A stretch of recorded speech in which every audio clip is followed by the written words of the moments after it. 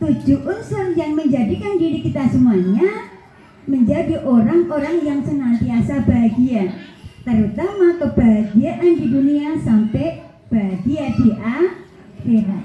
Yang pertama adalah qalbun syakirun. Apa Ibu? Qalbun syakirun artinya hati yang senantiasa pintar bersyukur kepada Allah Subhanahu wa Ta'ala. Orang apabila pintar bersyukur pasti hatinya tenteram. Napa nggih to Bu? Niki men minggu niki sumbangan kula 8 kok. 8 nggih Bu nggih? Nek Bu nek enten bukane kok dibeles. Budi aku ki 13 ya ora apa-apa, aku gur 8 kok. Tanggal 25 niki nggih. Aman 8 ngoten nggih. Kita tetap bahagia. Karena Allah paling pangandikan di dalam Al-Qur'an surat Ar-Ra'd. A'udzubillahi minasyaitonir rajim. Bismillahirrahmanirrahim. Alladzina, ini dulu. Di dalam ini apa namanya? Awalannya ketika kita menginginkan kebahagiaan, pasti kita harus senantiasa dekat kepada Allah. Nah, ketika ini semuanya ingin kebahagiaan itu senantiasa menempel, tidak akan luntur, maka kita harus yakin, intinya dulu ya, yakin, beriman dulu. Karena ketika kita jauh dari keyakinan, jauh dari iman, jauh dari percaya, itu nggak bisa. Makanya prolog saya mater awal dulu bahwa sekali-kali kita tidak percaya kepada yayasan, sekali-kali kita tidak percaya dengan guru anak-anak kita, tidak mungkin ilmu itu barokah terhadap anak didik kita, anak-anak kita. Begitu saya sudah lah bunuh nenggi begini-begini atau siapa begitu ya, tidak mungkin ilmu itu akan bermanfaat untuk putra-putri kita. Itu ya, yang saya awalnya itu dulu, biar kita yakin namanya linknya di situ. Sekali-kali kita jangan suudzon terhadap guru putra-putri kita, entah itu guru SD, TK, apapun, guru apapun. Kemudian saya awali tadi bahwa qalbun sakirun, gitu ya, qalbun sakirun itu hati kita semuanya yang senantiasa pintar bersyukur. Allah berfirman di dalam Al-Quran surat Ibrahim dulu ya, Ibrahim ayat 7. A'udzubillahi minasyaitonir rajim. Bismillahirrahmanirrahim. La in sakartum la azidanakum wa la in kafartum inna adabi lasadid. Syukur, doa syukur sekaligus ayat-ayat favorit kita, yang artinya apabila kita bersyukur kepada Allah, pintar mensyukuri nikmat yang Allah karuniakan, maka Allah akan menambah nikmat yang lebih banyak dan lebih baik. Begitu juga ketika kita kufur, Allah paling pangandikan, sesungguhnya azabku sangat pedih, siksa Allah sakit sekali. Ini tawaran dari Allah kepada kita semuanya. Kita memilih syukur atau kufur. Ibu-ibu milih yang mana? Syukur. Alhamdulillah, berarti kita yakin akan ditambah oleh Allah nikmat yang lebih banyak, nikmat yang lebih baik. Kemudian ketika kita berbicara tentang syukur, nah pripun bicaranya bersyukur ki? Kalau kata-kata syukur mudah ya Bu ya.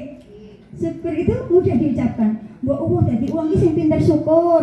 Gitu ya Bu ya. Sering kan ya ketika ada teman yang mengeluh gitu, kita langsung mbok dadi wong iki ya sing pinter syukur to Mbak. Nah, bagaimanakah agar kita ini pintar menjadi orang-orang yang mensyukuri nikmat Allah? Ada 3 langkah. Langkah yang pertama adalah ma'rifatun nikmah. Agar kita ini pandai menjadi orang-orang yang pintar berterima kasih kepada Allah, langkah yang harus kita jalankan adalah ma'rifatun nikmah. Kita mengingat-ingat nikmat-nikmat yang telah Allah karuniakan kepada kita. Kita mengingat-ingat nikmat-nikmat yang sudah Allah berikan kepada kita, anugerahkan kepada kita. Ibu-ibu merasa dikarenai nikmat apa Ibu? Sehat. Dia apa lagi? rizki berupa harta, berupa putra, berupa sempat, sing tinggi sehat. Makanya pas sakit rasanya nggih mboten enak nggih Bu nggih. Jadi ketika sempat ini Ibu, pada pagi hari ini kita sempat silaturahim. Adakah yang tidak sempat? Banyak nggih Bu nggih. Ada, karena apa? Beberapa hal. Mungkin sakit, barengan ada rewangan, barengan ada macam-macam. Maka kesempatan, kesehatan, rezeki berupa putra, rezeki berupa pasangan yang baik dan lain sebagainya, kita ingat-ingat. Pertama itu dulu, diingat-ingat dulu. Allah tidak memerintahkan kepada kita untuk menghitung. Kalau menghitung kira-kira bisa enggak ya Bu ya? Tak pinjemi kalkulator Bu. Bisa enggak menghitung nikmat Allah? Tidak bisa. Ternyata pertama adalah kita ingat-ingat dulu. Oh iya, aku dikaruniai nikmat berupa sehat, kuat, pasangan, putra, tetangga yang baik dan lain sebagainya. Ini karunia Allah. Langkah yang kedua, agar kita pintar mensyukuri nikmat Allah, apa yang harus kita jalankan? Yang kedua adalah ma'rifatus sahibun nikmah. Ma'rifatus sahibun nikmah artinya kita yakin bahwa semua nikmat itu milik Allah. Allah maringi pertanyaan retoris dalam Al-Quran surat Al-Waqiah. Pertanyaan begini, wahai manusia, siapakah yang menumbuhkan tanaman di kebun? Bahasa Jawi, sapa to sing ngecat lombok niku? Siapa Ibu? Allah. Ini pertanyaan retoris ya, nggak perlu jawaban, bahwa semuanya pohon, tanaman apapun adalah kehendak Allah. Walaupun manusia, semua makhluk ini memberikan makanan, nutrisi kepada tumbuhan, ketika Allah tidak berkehendak tanaman itu tumbuh subur, ya tidak tumbuh. Ketika Allah berkehendak kun fayakun, bisa tumbuh dengan baik, dengan subur dan berbuah. Itu langkah yang kedua. Langkah yang ketiga, agar kita bisa dan pintar mensyukuri nikmat Allah adalah kita gunakan nikmat-nikmat yang telah Allah karuniakan kepada kita ini untuk beribadah. Seperti pagi hari ini kita memanfaatkan kesempatan sekaligus kesehatan yang Allah karuniakan kepada kita untuk menghadiri undangan, yaitu silaturahim sekaligus parenting, agar kita bertambah saudara, agar kita bertambah ilmu, agar kita bertambah usia. Loh, kok gitu beda nggih? Rasulullah Muhammad sallallahu alaihi wasallam paring pangandikan, barang siapa yang aktif untuk bersilaturahim karena Allah, niatnya lillahi ta'ala, maka Allah akan mengkaruniakan yang berupa rizki yang lapang dan umur yang panjang. Hadis sahih Ibu. Ini yang perlu kita gunakan, motivasi kita agar ketika kita mendapatkan undangan untuk thalabul ilmi sekaligus parenting seperti ini, semangat Ibu. Oh ternyata Allah berjanji akan menambah rizki yang lapang dan usia yang panjang. Poin yang harus kita ingat. Sekaligus seperti yang kita pelajari bersama, ketika kita mengetahui bahwa saat ini, pagi hari ini, kita mensyukuri nikmat Allah berupa kesempatan dan kesehatan. Allah berjanji kepada kita akan mengkaruniakan kesehatan yang lebih panjang dan lebih baik. La in sakartum la azidanakum wa la in kafartum inna adabi lasadid. Allah akan menambah nikmat yang lebih banyak dan lebih baik. Bisa diterima Ibu? Bisa. Ini langkah-langkah agar kita pintar bersyukur. Sekali lagi, tanda syukur nikmat Allah kepada kita, kita menitipkan putra-putri kita tidak bain-bain, memilih tempat yang bernuansa Islam. Wah, TK itu cerak bu kari lompat kon TK. Tapi kita jauh-jauh ya, kalau saking jarum lho Bu ya, saking jarum mriki, tak saya mriki tinggal. Nah, kalau bismillah Allah yang menolong anak kami, yang menjaga anak kami. Ya rene sing nakal ini Bu. Nah, zaman sekarang takut kalau diculik ngene nggih. Kok waktu itu saya itu enggak punya inti, apa namanya? Saya husnudzon, yakin ya Allah, aku berjuang bukan karena apa-apa, karenamu ya Allah, aku titipkan anakku kepadamu. Tekan teman gini gue, lah kalau zaman aku berangkat kok Bu. Zaman itu saya dari rumah naruh anak di sini, kemudian saya bablas. Nah, hati-hati. Ketika nanti ada yang mengajak Mbak belum kenal, bilang tolong gitu ya. Ini belum pernah Bu, belum pernah tolong-tolong karena memang nggak ada yang mengganggu, gitu ya. Tapi kalau saat ini kita harus waspada dan hati zaman dulu 15 tahun yang lalu berbeda dengan saat ini ya. Waktu itu saya juga nggak punya HP.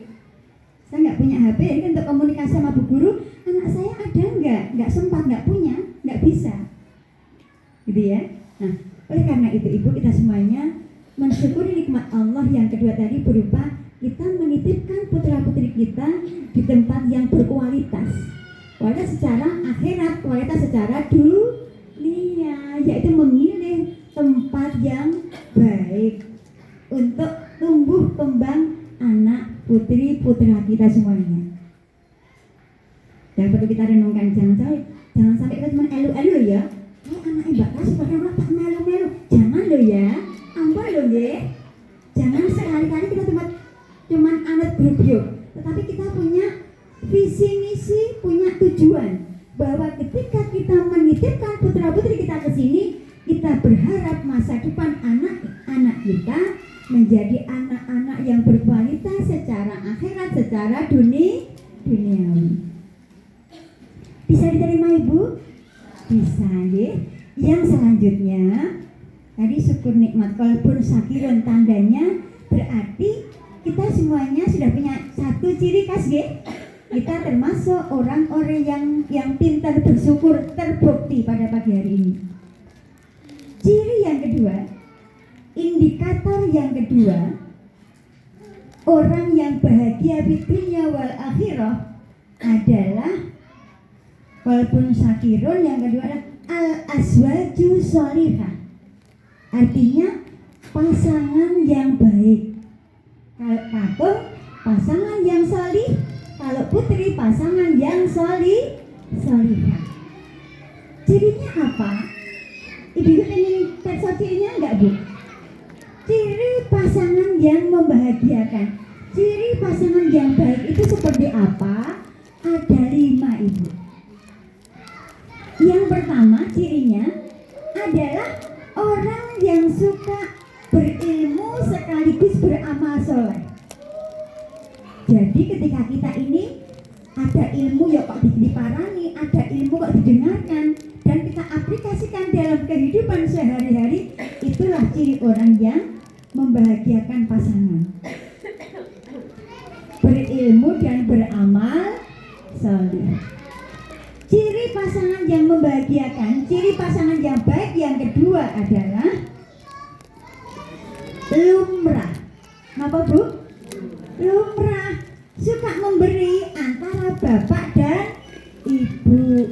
Bapak maringi ke ibu, ibu juga ngaturi bapak. Tidak boleh jual mahal. Maksudnya, ketika suatu saat bapak menginginkan, Bu, panas-panas ini mbok gawe sebuah gadanya ning dondong niku Pak, enggak apa-apa. Lah piye kan dondong ya dibuat sebuah. Bu, mbok langkai ayah ngene iki gawene masake sop Pak, sop. Namun gak ada loncang saya niku ya ora apa-apa. Ibu pernah begitu Bu? Pernah nggih? Bagi damelke, Bu lah kok udan, malah mbok gawe lodeh. Ibu buat lodeh apa cincin? Oh nggih Pak, lodeh. Boleh gak ada santan niku Pak? Ya saenenge, ora disanten nih. Ketika yang membuat itu ikhlas Ibu, enak Bu. Coba dipraktekkan. Ya begitu kita orang di santen, orang di duit, wes enak. Urung mateng kan betul enak bu. Apalagi wis mateng, tidak enak dimakan. Karena apa? Yang memasak tidak tulus apapun ibu. Makanya orang-orang Jepang sebenarnya meneliti bu. Orang Jepang loh ya. Kalau kita malah nggak pernah meneliti bu. Orang Jepang itu meneliti air ya. Air yang dipegang oleh seorang alim dengan ini air biasa, ini pegang orang yang nakal. Nah, ketika air ini kita kan ketika mau minum, anak-anak kita kan Bismillahirrohmanirrohim dengan doa. Air yang ini tenang kemudian diminum. Di sini banyu kok koyong ini orang lagi meneh. Dia apa namanya dengan kata-kata yang kurang baik. Ternyata ada penelitian yang yang dipegang oleh seorang alim, molekul yang baik ketika dimakan menjadi atau diminum menjadi sehat. Kalau yang ini biasa yang tadi, yang sini ketika diminum akan menimbulkan yang namanya penyakit, akan timbul yang namanya penyakit dalam tubuh. Itu yang meneliti orang Jepang. Kok jauh-jauh Jepang, kita sebagai seorang Muslim mendapatkan perintah Allah ketika kita akan melaksanakan apapun dengan doa. Ingat ketika kita buka komputer, ya ayo saya adzan subuh, anak-anak kita kan duduk dulu. Ya ayo catat ibu, aku kan diajari ustazah berdoa. Alhamdulillahilladzi ahyana ba'dama amatana wa ilaihin nusyur. Ibu begitu dengar gua langsung ayu lupa bahwa anak-anak kita sudah mendapatkan ilmu yang lebih bermanfaat. Ketika diajak untuk ke kamar mandi, ketawa pipis. Sebentar ibu, Allahumma inni a'udzubika minal khubuthi wal khaba'is. Baru gini, kesuwen itu ibu yang tidak tahu ilmu loh nggih. Bagi kita, alhamdulillah aku tak melu. Keluar dari kamar mandi, gufronaka, lagi mau ambil air wudhu, kecelak tomat ger. Sebentar ibu, alhamdulillahilladzi ja'alal ma'a tahura, doa lagi.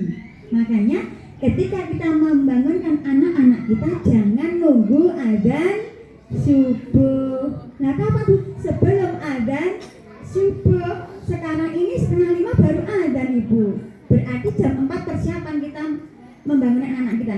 Insya Allah nanti dengan sendirinya terbiasa anak-anak kita setelah jam 4 tidak bisa tidur lagi. Biasakan dari kecil gitu ya. Yakin suatu saat ketika di rumahnya neneknya, di rumah siapapun terbiasa jam 4 sudah bangun. Nanti begini kaget, anakmu loh, enggak gitu sama kita semuanya. Jam 4 kayak pesawat, ibu lagi enggak bude. Ini sudah jam 4 persiapan mau sholat subuh. Mbok dia ora tahu angkatnya. Gitu ya Bu ya. Jadi anak-anak kita sebagai contoh, sebagai teladan, keluarga juga masyarakat. Nah itu yang kedua tadi ciri pasangan yang membahagiakan adalah lumrah. Ibu tidak boleh jual mahal. Yang ketiga, ciri pasangan yang membahagiakan adalah mampu menahan emosi. Ibu-ibu pernah marah? Kemarin angkat pagi juga gitu. Jumat pas ngisi Aisyah, ibu-ibu nanti marah malah bucer. Nggak bintang. Kok kaget? Astagfirullahaladzim. Ibu bunda-bunda di sini pernah marah juga? Pernah nggak? Ampun serang ya bu ya. Aku nggak kaget. Gitu ya. Jadi kita pernah. Karena apa? Kita kurang cerdas. Begitu anak minta uang begini, apa namanya, mainan HP dan sebagainya, aku nggak merasakan loh banyak pengandikan gitu ya. Sedangkan ketika kita baik-baik, kita duduk di sebelahnya anak kita biar berdiri agak atas gini, itu menjadikan anak kita semuanya punya power, dianggap dihargai, dihormati. Udah ayo toh begini, ibu duduk jengkeng gini, biar anak kita berdiri. Ada apa sayang? Kita ada di bawahnya. Maka anak mengatakan, "Duh, ibu kok seperti ini?" anak akan mengatakan dengan jelas, dengan baik, kemudian merasa dia punya kekuatan, punya power, bukan yang namanya kenakalan, enggak. Tetapi kita sangat menghargai sehingga anak itu akan terbiasa merasa dekat kepada kita, bukan dari jauh loh, nggih. Jadi secara apa namanya psikologi, kalau saya matur psikologi cuma sedikit, nggih. Itu anak nggak bisa, nggak boleh untuk dilarang gitu, nggih. Jadi kita jengkeng, biasa jengkeng, nggih. Jengkeng. Kita di hadapan anak, kita dia lebih pendek dari anak. Kemudian kita tanya, kita lihat matanya. Anak matur apa dengan jelas, kita jawab dengan baik. Jangan sekali-kali kita menggertak, ya. Jangan digetak. Anak itu begitu digetak, powernya akan turun, akan menjadi orang-orang yang pesimis, merasa suruh maju nggak mau. Tapi begitu di rumah kita hargai, di sekolah, ayo mas maju. Sama bu guru, sama ustazahnya dengan di dekatnya gini, ayo nih sayang, ini berani. Lama-kelamaan anak kita akan menjadi pemimpin, gitu ya. Jadi memang perlu yang namanya pengorbanan dan perjuangan untuk menjadikan anak-anak kita berkualitas. Kemudian tadi, kenapa kita harus menahan emosi? Karena ketika kita mampu menahan emosi, kita akan menjadi orang-orang yang baik. Akan tumbuh yang namanya keluarga itu sakinah mawadah warohmah. Begitu di dalam keluarga itu ada yang emosi, diimbangi emosi, akan mudah terjadi bubrah. Gitu ya? Sering bu, kalau pas di kantor itu datang gitu seorang ibu bawa anak 4 bulan. Ibu, saya mau mengajukan cerai. Siapa yang mau cerai mbak? Saya bu, saya nggak dinafkahi, suami saya berdolan. Nikahnya kapan? Nikahnya 6 bulan yang lalu. Ini didiknya usia berapa sayang? 4 bulan. Oh lah wis celengane wis 7 bulan kok. Saya les bu, kayak rebondingan ayu gitu loh bu, pakai jin, pakai apa namanya ngemban putrani gitu. Rumahnya mana? Saya alamatnya di sini ibu. Mau apa? Kalau mau cerai, minta surat pengantar dari desa langsung ke PA. Kalau di sini ibu bukan nggak akan mengasihkan yang namanya rekomendasi untuk ke PA, enggak. Kami berusaha untuk merujukkan kembali, untuk mengakrabkan kembali sekaligus agar menjadi keluarga yang baik. Ternyata cuma terjadi misbud. Jadi hal seperti itu terbiasa. Kami tuh hampir 1 minggu itu ada yang datang pengen cerai itu banyak bu. Bercerai gitu bu. Kok kayak pembetulanan ya? Maka karena apa? Karena mudah emosi. Jadi ketika kita ini menjadi orang-orang yang baik, wanita-wanita salihah, jauh dari emosi. Orang yang cerdas adalah orang yang mampu mengolah emosi menjadi ilmu. Umpamanya bapak Ewas kundur, piye ta iki? Kula masak ora wedange ora ana apa-apa. Oh nggih Pak, masakaken unjukan menapa? Kopi. Oh kopi nggih rendah riyen damel kopi. Bapak Ewas mesake bojoku ki bapak Ewas ngendika, piye nek kopi sapa? Wani piye? Wani-waninan piye? Pun dadi Bu. Ayo kesel lho Pak ngomong anak lho Pak. Tidak sepantasnya kita berbuat seperti itu. Karena apa? Kita adalah wanita-wanita salihah yang mampu menitipkan putra-putri kita ke yayasan ini Bu. Jangan sampai anak-anak kita, orang-anak yang salihah, ibunya kurang ilmu. Di sini nggih malu kita ketika kita tidak menjadi orang yang baik. Yang keempat, ciri pasangan yang membahagiakan yang keempat adalah pintar memberi maaf. Apa Ibu? Pintar memberi maaf. Contohnya seperti ini. Waktu ini kan banyak sumbangan Bu. Ibu matur Bapak, Pak, mangke sonten jam sekawan, mangke rutenya Pak saking Sendang, Ngerangan, lajeng mangke Jarum, dan Jarum Seban nggih Pak. Ya mundur lajeng kerakitan nggih Pak 6 umpamanya. Jam 4 wis matur Bapak, oh siap. Jam 4 ibu sudah mandi, sudah bersih, sudah Pak ngadum kudung dibengset. Ada tadi ibu yang ngadum Satu, dua, pakai ini ya apa namanya? Saya suka sekali Bu melihat ibu-ibu yang ketika mau jagang pakai kerudung set ya, warna-warni gitu ya. Sini pakai bros pelek bunga itu ya.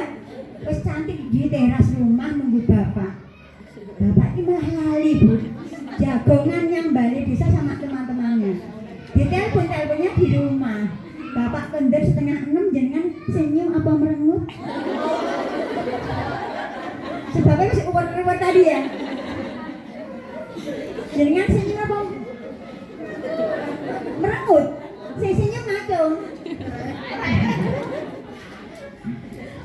Ini Bu, kita mampu menahan emosi sekaligus pintar memberi maaf. Bapaknya ngendiko, maaf ya Bu ya, aku ki malah lali jagongan yang balik tentang pembangunan desa ki lho Bu. Ibu ora tekon, ampun ngeten lho nggih. Ra apa-apa Pak, mengke bar marih nggih tetep ditampi. Ngeten mboten Bu? Apa Pak? Tindak dhewe Pak kono karo anakmu ngeten. Biasanya pernah seperti itu Ibu? Pernah? Tindak dhewe lho nggih. Tenang saya pernah Bu. Janjian jam 4:30 kok bapak erong jedul urung kondur ya wis aku bismillah nih kula nggih pun WA nang omah kok teleponnya. Pak dalem nyumbang nggih nyang pangapunten karena waktunya sudah surup mungkin ndak kemalemen. Pun bismillah kula berangkat. Itu telunggan mantuk. Jadi kalau maaf ya, aku lali. Ndak apa-apa. Pun angsal oleh-oleh karena kita kan sedekah ta Bu nggih. Pun panjang umurnya, hasil silaturahim. Cukup begitu ngenteni bapak era rawuh-rawuh kok kita kayak piye anak-anaknya di dukani piye bapakmu nganti golek ono. Begitu kita emosi, anak-anak menjadi resah. Nggih napa mboten? Otomatis. Makanya bagaimana kita menundukkan diri kita tidak gampang emosi. Begitu pasangan meminta maaf, kita pintar memberi maaf. Ciri yang keempat. Yang terakhir, ciri yang kelima adalah peka. Peka Ibu. Peka itu sensitif secara positif. Maksudnya orang-orang yang peka itu di dalam hadis diterangkan, orang-orang yang sensitif secara positif itu adalah orang-orang yang taat kepada Allah. Orang yang tidak taat kepada Allah nggak bisa peka Ibu. Contoh paling mudah, ketika tiap pagi ibu tidak menunjukkan bapak apa? Teh. Nggih. Sudah 1/4 jam kok belum diunjuk? Dia tanya enggak Bu? Tanya. Pak kok dari dipenunjuk? Aku pengen kopi kok Bu. Oh nggih enggak apa-apa nanti saya minum. Sambil kopi bismillahirrahmanirrahim. Gaya dhewe. Sing pundi Bu? Yang pertama nggih. Kita buatkan kok kopi itu peka Ibu. Kalau nggak peka, orang tunjuk ya ben karpet tinggal lumba-lumba.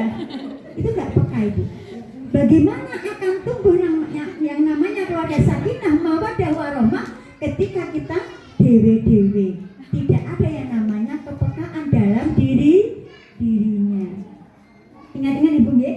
Jadi ketika bapak kok keng tindakan kok nukang mamanya atau dari mana kok meneng baik ditanya. Tapi kalau katanya ada anteng disampur. Kalau biasanya itu ngomong ngendikan, tapi kok tiba-tiba diem saja ada apa? Kita dekati, kita tanya. Ketika jawab, ketika enggak, ya berarti belum bisa menjawab nanti saja. Tapi kita berpikir, bojo kuwi keneng opo, jangan sampai kena gudul. Aku mau ketemu mbak-mbak, mbak-mbak, kiranya mbak-mbak langsung kan. Motornya nyerempet mbak ini loh Bu. Aku mau kena mbak, mbak.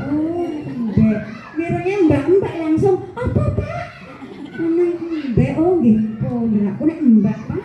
Khawatir mungkin nggak apa-apa, kekhawatiran itu boleh. Karena apa? Pasangan itu ketika tidak cemburu, itu malah yang tidak boleh. Ketika ada sinyal-sinyal hal-hal yang kurang tepat, kurang pas, kita tanya tetapi secara baik, jangan sekali-kali nyincing ke. Kalau dulu jarik, bukan sekarang apa? Lalu panjang, ya ini kan Ibu ya, mesti orang gitu ya, atau mungkin rok gitu ya. Dan itu apa namanya? Ini identik dengan berani ya Bu ya. Jadi ketika suami marah, kita duduk sampingnya Bu, kita dengarkan. Mungkin mungkin ada miss ya, ada yang namanya apa ya, kesalahpahaman atau apa yang seharusnya segera untuk tabayun, segera untuk diluruskan. Banyak sekali perceraian yang ada di Klaten ini karena miss. Sebetulnya karena miss, ya ada pihak ketiga. Kalau ada perekonomian berapa persen begitu. Tapi kebanyakan adalah miskomunikasi antara mertua dengan menantu, antara suami dengan istri. Menantu dengan mertua ada banyak. Jadi yang guyu ini berarti ada masalah dengan mertua ya. Kita yang menjadi menantu terus senantiasa bahagia bersama mertua. Saya pernah matur di aula kecamatan mana dulu itu, saya mengangkat tema mertuaku adalah ibuku, menantuku adalah anakku. Waktu itu karena pernah terjadi yang namanya percecokan dalam masyarakat itu antara menantu dan mertua itu tidak akur. Maka saya menyampaikan tema itu dan luar biasa mendapatkan apresiasi dari jamaah bahwa kapan-kapan untuk dikembangkan lagi begitu. Intinya kita senantiasa bahagia bersama mertua. Sebagai mertua senantiasa bahagia bersama anak dan menantu. Intinya malah ibu, kita kan pendatang toh nggih, pendatang arep menguasai wis ngrebut putrane kok arep ngrebut apane toh ya. Kalau bodane dibagi tidak apa-apa. Untuk mertua juga untuk kita, karena seorang ibu mempunyai hak harta dari putranya. Gitu ya Bu nggih. Jangan sampai kita sebagai ibu salihah tidak paham ini. Kita pahami bersama. Bapak Ibu yang dirahmati Allah, langsung yang ketiga, ciri indikator kebahagiaan di dunia wal akhirah yang ketiga adalah yang pertama qalbun sakirun, yang kedua al-azwaju sholihah, yang ketiga al-aulatul abror. Apa Ibu? Al-aulatul abror artinya anak yang bisa diharapkan baik di dunia maupun di akhirat. Al-auladul abror, anak yang bisa diharapkan. Nah, sebelum saya materi ini kita ketahui bersama ada 5 kedudukan anak di dalam Al-Quran dan Al-Hadis. Yang pertama, anak sebagai musuh. Ampun kaget kalau di lapas itu saya mempunyai jamaah yang putranya di lapas. Kebetulan kalau saya setiap Selasa ke lapas Bu, tugas di di lembaga pemasyarakatan. Itu juga ada anak-anak gitu ya. Jadi saya mempunyai jamaah orangnya orang kaya yang anaknya kena masalah di lapas.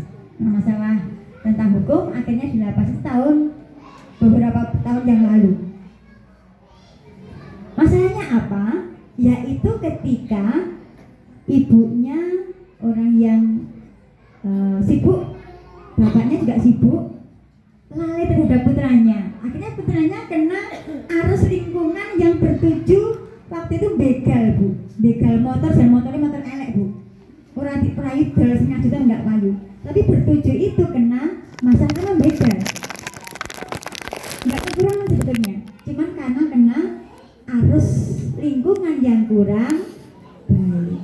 Ini yang anak sebagai musuh. Dalam Al-Quran surat At-Taqabun ayat 14 Allah berfirman, yang artinya wahai orang-orang yang beriman, sesungguhnya di antara istri-istrimu dan anak-anakmu adalah musuh bagimu.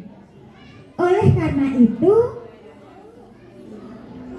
bimbinglah mereka, ampunilah mereka, sesungguhnya Allah Maha Pengampun lagi Maha Penyayang. Ini Ibu, minta waktunya sebentar nggih. Nanti kemudian kalau saya Ibu paring pangandikan, saya berhenti mendengarkan nggih. Nggih, biar apa yang kita pelajari nyambung. Nggih Ibu dulu.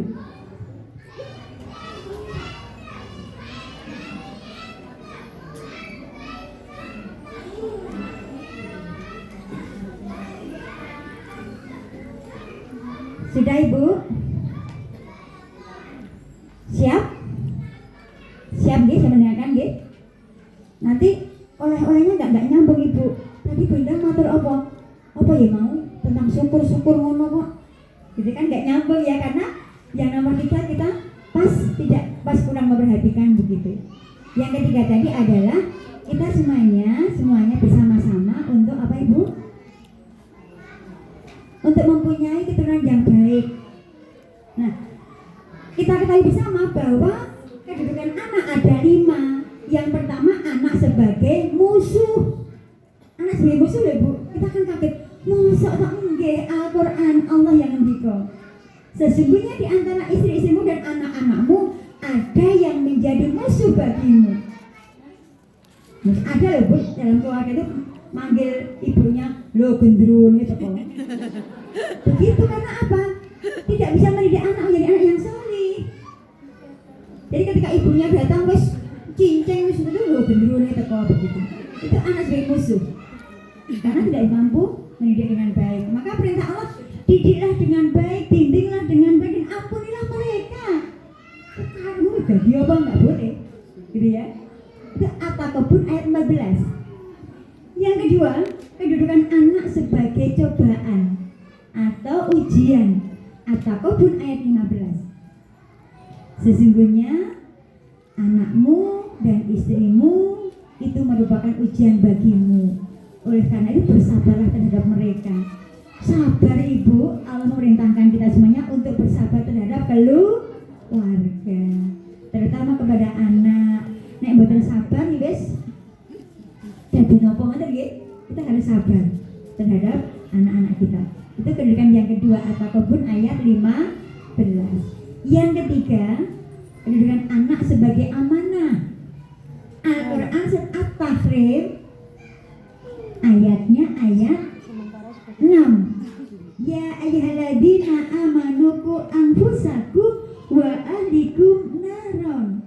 Wahai orang-orang yang beriman, jagalah dirimu dan keluargamu dari api neraka. Kita menjaga pribadi kita, menjaga pasangan kita, sekaligus menjaga putra-putri kita dari api neraka. Jangan dekat kepada kemaksiatan. Yang keempat, kedudukan anak sebagai qurrata a'yun, penyejuk jiwa, penyejuk hati. Ibu-ibu secapek apapun ketika melihat anak-anak kita lincah, jadi kan capek mboten Bu? Hilang Ibu. Saya itu dulu ya jauh dari Jakarta jam 2 sampai rumah setengah 4. Lihat anak bisa nyanyi Bismillahirrahmanirrahim. Pakai ayat kursi itu ayem Bu. Jadi aku ra rugi esuk nggawa jaman tak gawa yang sekolah, tak tinggal kerja mulai TK itu TKA. Baru apal ayat kursi saya udah ayem Bu, seneng. Di anak ini sebagai penyejuk jiwa. Al-Qur'an surat Al-Furqan ayat 74. Seperti doa ini yang kita baca bersama-sama setelah kita sholat. Bismillahirrahmanirrahim. Rabbana hablana min azwajina wa dzurriyyatina qurrata a'yun waj'alna lil muttaqina imama.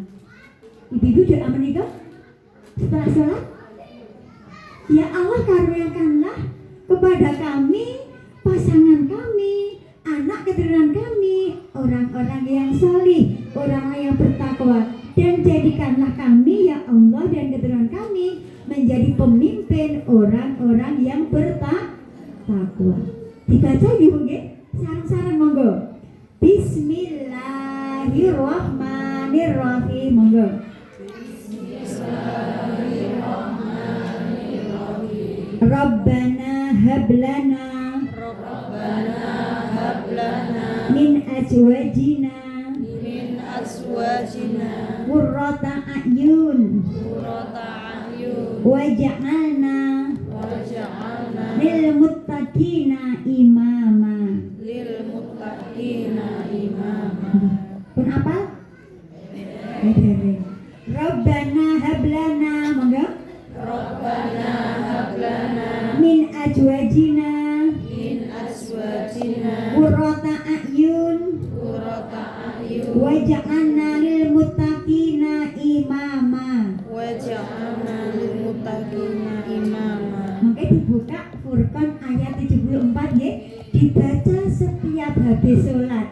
Ya Allah, karuniakanlah kepada kami pasangan dan keturunan yang menyejukkan hati, menyenangkan jiwa kita, dan jadikanlah kami ya Allah sekaligus keturunan kami menjadi pemimpin orang-orang yang bertakwa. Siap Ibu ya? Dihafalkan Al-Furqan ayat 74. Besok pas paling lagi saya pas mendampingi putri kami, maka ada pertanyaan dan hadiahipun ya. Iya, siap Ibu? Siap. Kedudukan yang kelima, pertama tadi apa Ibu? Anak sebagai musuh, At-Takabur ayat 14. Yang kedua, anak sebagai ujian atau cobaan, At-Takabur ayat 15. Yang ketiga, anak sebagai amanah, At-Tahrim ayat 6. Yang keempat, anak sebagai penyejuk jiwa, penyenang hati, Al-Furqan ayat 74. Yang terakhir, kedudukan anak sebagai investasi Ibu. Ibu punya invest kemana saja? BRI, BNI, BMT, mana lagi? Di mana-mana? Sar Bantal, Sar Kasem, Sar gitu ya Kak. Orang tua kita dulu ya. Sar Kasem, SPP anak sing nomor 1, Sar Bantal, BSPP anak nomor loro, Yutsar Longan. Itu investasi kita adalah putra-putri kita Ibu.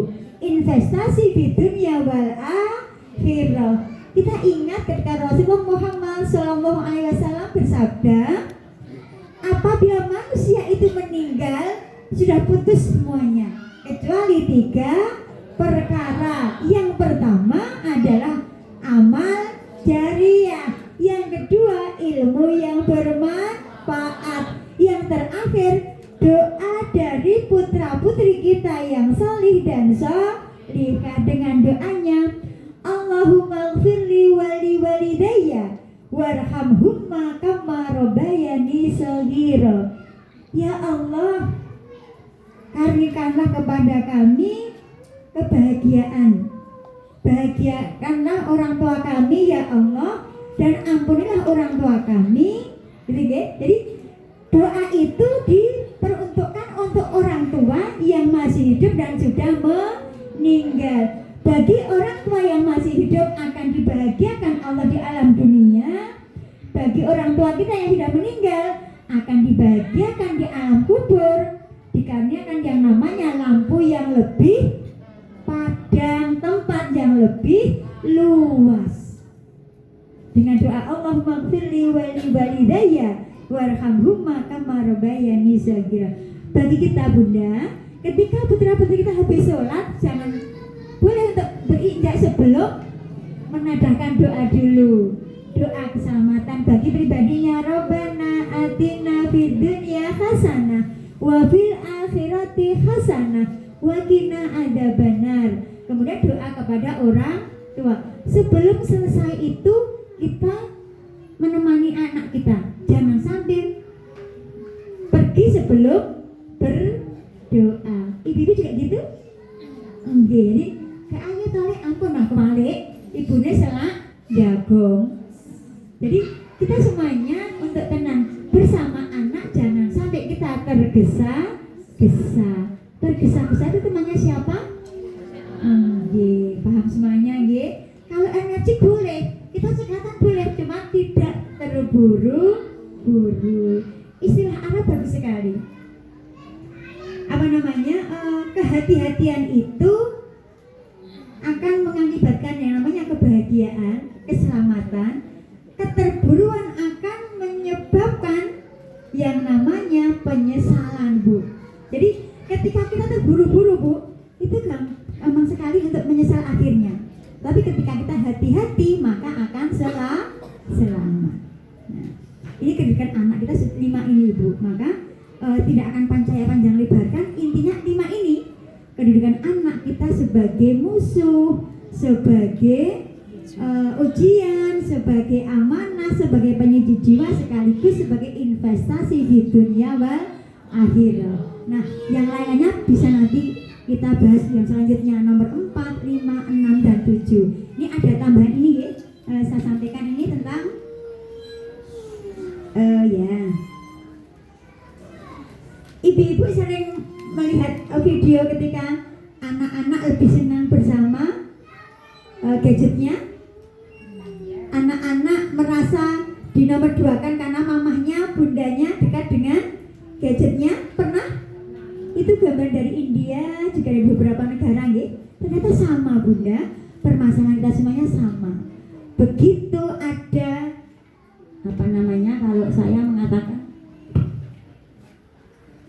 kemarin saya mengatakan pada keluarga yang mau cerai ini, karena apa? Setan gepeng ini saya sampaikan itu. Setan gepeng, Ibu. Kalau ada bacaan Al-Qur'annya, Bu, iya ada. Kamu baca WA dengan bacaan Al-Qur'an lama mana, tak gitu kan? Karena setan gepeng ini menjadikan kita jauh dari Al-Qur'an. Karena setan gepeng ini kita jauh dari anak kita semuanya. Gimana apa betul? Ibu membaca WA sehari berapa menit? Begitu linglung, bunda aku datang, ya cepat masuk sini, sini sayang, sini nak. Ya, bu, nggih, minta dos, ya, tolong dos, nggih, bener, kosek, nggih, apa lagi? Pernah gitu, Bu, ya? Ya, ini sudah zamannya, Bunda, kita semuanya, kita menomorduakan anak daripada udah merasakan, nggih? Ya, berarti etikanya apa? Kita punya kiat-kiat agar kita selamat, agar anak kita tidak terjerumus kepada hal-hal yang tidak baik. Kebetulan kemarin ada seorang ibu yang konsultasi, anaknya kelas 6 itu naik sepeda dan nggak bisa konsen, Bu. Putranya tunggal kelas 1 laki-laki kelas 6. Ibunya datang silaturahim gitu, Bu. Begini ini permasalahan sebenarnya bukan permasalahan agama, Bu. Cuman saya sowan ke sini, saya pengen matur, saya harus bagaimana, Bu? Saya udah habis uang banyak ke beberapa rumah sakit. Anaknya itu kan naik sepeda, jatuh. Ibunya punya toko bangunan besar, bapaknya ada di Jakarta. Ibunya bersama tenaga banyak gitu ya. Cuman kurang konsen, anaknya yang penting anak menang. Dari kecil, Bu, dikasih ini. Sekarang terjadi yang namanya penyakit, saya nggak paham namanya. Kalau secara medis ada beberapa 3 tingkatan penyakit ini, kemudian saraf ke yang ininya saraf, kemudian ke gerak, kemudian ke ini komunikasi. 3 itu yang saat ini nggak bisa konsen untuk sekolah. Sekarang 3 bulan ini nggak sekolah karena konsentrasi pengobatan secara saraf, secara gerak, dan ini secara komunikasi. Ternyata penyebab penyakit juga ya, Bu, ya. Nah, oleh karena itu etikanya bagaimana? Etikanya kita mengurangi untuk bersama-sama gadget. Ketika penting kita bersamanya, ketika nggak penting tidak, ya. Kan ada tuh Pokemon ngirim apa, kita komentari, itu kan nggak penting. Kemarin itu ada yang ngirim di grup alumni SMP Muhi, kebetulan saya kan dari SMP Muhammadiyah sini. Ada grup kemudian yang wanita cuman pakai pakaian dalam itu loh, Bu, yang ditembak itu loh. Saya sampaikan ke teman-teman, sahabatku, saudaraku, apakah ini pantas kita alumnus SMP Muhammadiyah punya gambar seperti ini? Kan cuma doa kan begitu. Akhirnya mohon maaf ya, saya live ya dari grup ini karena saya khawatir nggak enak. Saya banyak komentar, nggak komentar saya berdosa. Kalau komentar teman-teman mungkin ada yang mempunyai apresiasi bagus, ada yang tidak. Akhirnya saya live dulu. Akhirnya dijawab, Bu masuk lagi, Bu. Cuman saya, mari kita beretika bersama-sama. Ketika di grup yang di-share adalah hal-hal yang baik, yang ada tausiahnya, yang bermanfaat untuk perkembangan putra-putri kita, untuk kita semuanya dan untuk masyarakat. Itu ya. Kalau ibu-ibu, bunda-bunda semuanya masuk di grup, tolong sampaikan ke grup untuk punya etika yang baik-baik. Ketika yang nggak manfaat, lebih bagus tidak di-share begitu ya. Apalagi ini tahun-tahun politik kemarin itu banyak sekali saudara kita yang masuk bui gara-gara itu, Bu, IT gitu. Ya, teman saya PNS, ASN juga dari Boyolali masuk ke bui gara-gara itu. Karena anak IT dia yang banyak komentarnya begitu. Nah, kemudian Ibu, ketika anak-anak kita itu terbiasa, anak-anak kita diberi waktu berapa jam bersama gadget? Yang TK? Siapa yang anak ngacung. Enggak pegang nggih? Putra putri enggak? Hebat ya. Jadi pasaran gitu nggih, masih aman nggih. Pasaran kemudian bungkus-bungkus itu lebih aman daripada selonjor atau mungkin browser bersama gadget. Apa nggak boleh? Boleh sebetulnya, selama kita mendampingi, bisa benar waktunya dikasih durasi ya, kasih waktu ibu. Nanti khawatir kita nanti akan mempengaruhi kepada otaknya, kepada gozul pikirnya, perang pemikirannya, gitu ya. Jadi mungkin terbukti bu 5 tahun saya pegangi, saya tinggal ngapa-ngapa nggak apa-apa, saat ini nggak apa-apa. Tapi nanti bu pola pikirnya berbeda, gitu ya. Ya. Ibu-ibu yang saya hormati,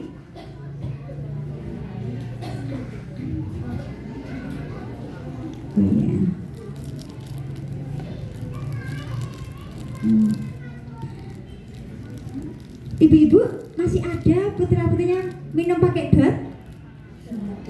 Yang mandi bu guru kok. Saya ini dulu bu, saya mantu sama saya sampaikan kan anak saya nggak boleh pakai dot.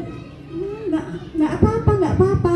Ketika saya mata sama gurunya waktu itu, bu guru mohon maaf, nanti sampaikan gitu ke putra-putra, anak saya masih gitu. Oh iya bu, tapi di rumah tak buatkan, sengaja tak buatkan pakai dot itu. Nggak boleh ustazah, tak sampaikan ke ustazah loh, awas ibu itu, itu awas loh. Masa anak sekolah kok makan pakai dot? Saya begitu kan, baru anak ustazah sih kan dikoki mandi. Tetapi kita juga harus map ya antara sekolah dengan rumah. Saya cuma mencoba waktu itu. Saya sowan nggak pakai HP bu, saya sowan ke Bu Marse, almarhumah ya. Ibu yang ngomong kan anak saya masih suka pakai dot. Oh ya, harus disampaikan ke waktu pelajaran gitu ya. Ternyata mandi bu.